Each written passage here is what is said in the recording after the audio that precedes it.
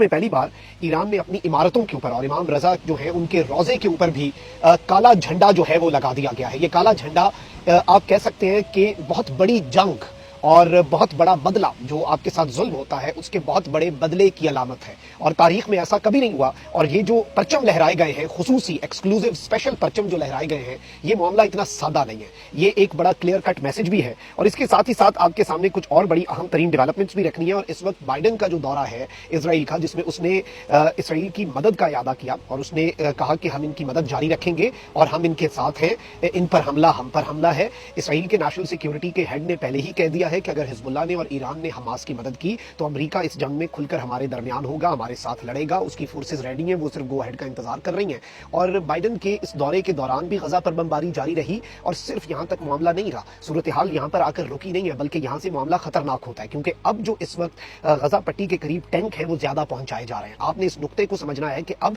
वो मजीद आगे बढ़ रहे हैं, जंग जो है वो थमने का नाम नहीं ले रही, बल्कि जंग जो है वो मजीद खतरनाक होती जा रही है। आपके सामने पहले तो मैं कुछ अपडेट्स रख देता हूं। एक जानिब तो अमेरिका जो है उसके जो स्टेटमेंट्स आई हैं, बाइडन का जो इजराइल का दौरा है उसके बाद हमास ने सबके ऊपर अपनी स्टेटमेंट दी है, और फलस्तीनी मज़ाहमती तंजीम हमास ने गजा के अल हाली अस्पताल पर इसराइली फौज के हमले के हवाले से अमरीकी सदर जो बाइडन के बयान पर रद्द अमल का इजहार किया है। अमरीकी सदर जो बाइडन इसराइल के दौरे पर पहुंचे, जहां उन्होंने इसराइली वजीर आजम से मुलाकात की, और इन्होंने इस सब के अंदर कहा कि जी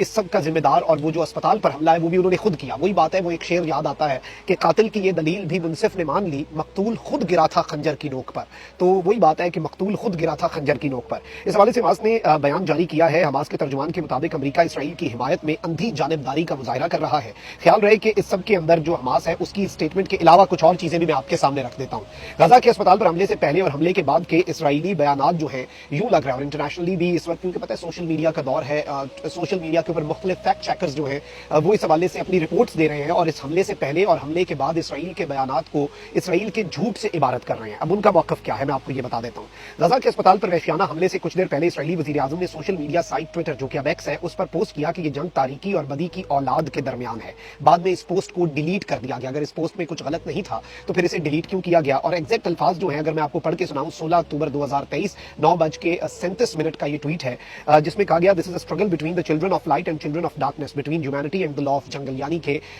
रोशनी के जो बच्चे हैं उनके दरमियान और अंधेरे के बच्चों के दरमियान, और ये इंसानियत और जंगल के कानून के दरमियान जंग है। हमले के बाद इसराइली वजीर आजम के तर्जुमान ने पोस्ट की कि इसराइली फौज ने गजा के अस्पताल में छुपे अब्बास के दहशतगर्दों को निशाना बनाया। फिर वो पोस्ट ना सिर्फ डिलीट की बल्कि उसने इस पर माफी भी मांग ली। यानी शुरू में इनके अपना बंदा क्या कह रहा है, इनके तर्जुमान क्या कह रहे हैं, इनके साथ एसोसिएटेड लोग क्या कह रहे हैं, आप यहां से अंदाजा लगाएं। लेकिन झूठ गढ़ने का सिलसिला जारी रहा और इसराइल के सरकारी सोशल मीडिया अकाउंट ने इसराइली फजाइया की वजाहत जारी की, जिसमें हमास का रॉकेट अस्पताल में गिरने का दावा किया गया। ताम अस्पताल पर हमले और इसराइली पोस्ट में हमास के रॉकेट गिरने के दावे की वीडियो तकरीबन 40 मिनट का फर्क निकल आया उस सब के अंदर। यानी कि जो अस्पताल पर हमला हुआ और जो उन्होंने हमास के हमले की वीडियो शेयर की कि देखिए जी ये हमला हुआ है, इस हमले की वजह से ये मिसफायर हुआ होगा और इनके अपने ऊपर लग गया, उसमें 40 मिनट का फर्क निकल आया है, जिस पर वीडियो हटा दी गई, ताहम झूठा दावा जो है वो बरकरार रहा। ख्याल रहे कि गजा के एक अस्पताल पर इसराइली हमले में 500 से ज्यादा शहादतें हुई हैं, और जाहिर बात है ये मामला इतना सादा नहीं है। और इस वक्त लेटेस्ट डेवलपमेंट्स अगर मैं आपके सामने रखूं, इंटरनेशनल मीडिया आउटलेट्स जो रिपोर्ट कर रही हैं और जो इस वक्त मुकम्मल तौर पर इंटरनेशनली रिपोर्ट हो रहा है, एक तो ये बताया जा रहा है कि टैंक्स और ट्रूप्स जो हैं वो सदरन इसराइल के करीब बहुत बड़ी तादाद के अंदर इकट्ठे होते जा रहे हैं,